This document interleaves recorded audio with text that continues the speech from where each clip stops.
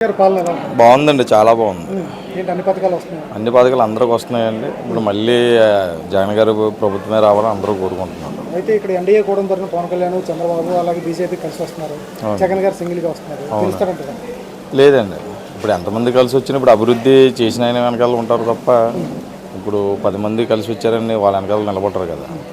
అయితే కొన్ని వ్యతిరేకతలు ఉన్నాయి, రోడ్లు వేయలేదని కానీ ముందు సరిగ్గా ఇవ్వలేదని కానీ కొన్ని పథకాలు అయితే ఎస్సీ ఎస్టీ సప్లాన్ నిధులు అనేది దారి మళ్లించారనేది అన్ని వ్యతిరేకత ఉంది జగన్ గారు. అవును, ఇప్పుడు ఎలిగేషన్ అనేది ప్రతి గవర్నమెంట్ మీద ఉంటుందండి.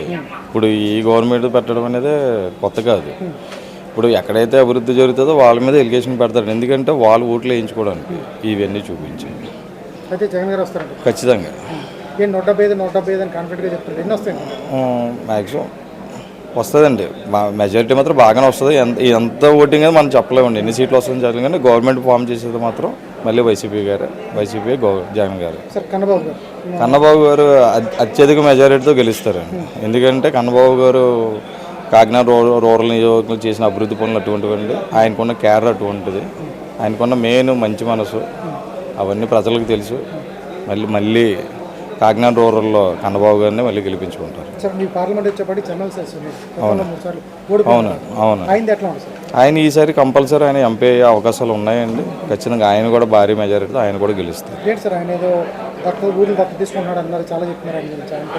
అదండి చెప్పాం కదా, ఎలిగేషన్లు వస్తూ ఉంటాయండి, మంచిగా ఉంటుంది చెడు ఉంటుందండి. దానికోసం మనం పట్టించుకోసం లేదు. ఆయన వ్యక్తిత్వం ఏంటనేది అందరికీ తెలుసు. ఖచ్చితంగా సునీల్ గారు ఈసారి ఎంపీ అయ్యేది మాత్రం ఎవరు ఆఫ్ చేయలేరు. ఆయన కూడా వైసీపీ సీటు మాత్రం ఖచ్చితంగా ఎంపీ చేయాలి. కాకినాడలో 7 అసెంబ్లీ, ఒక పార్లమెంట్కి ఎన్నో అవి మనం చెప్పలేమండి. అవి ఎన్ని వస్తాయండి ఖచ్చితంగా మనం చెప్పలేము. కానీ మేము అనుకోవడం మాత్రం 7కి 7 మాత్రం మావేనండి. అది అసెంబ్లీ మాదేనండి, ఎంపీ సీటు కూడా మాదే.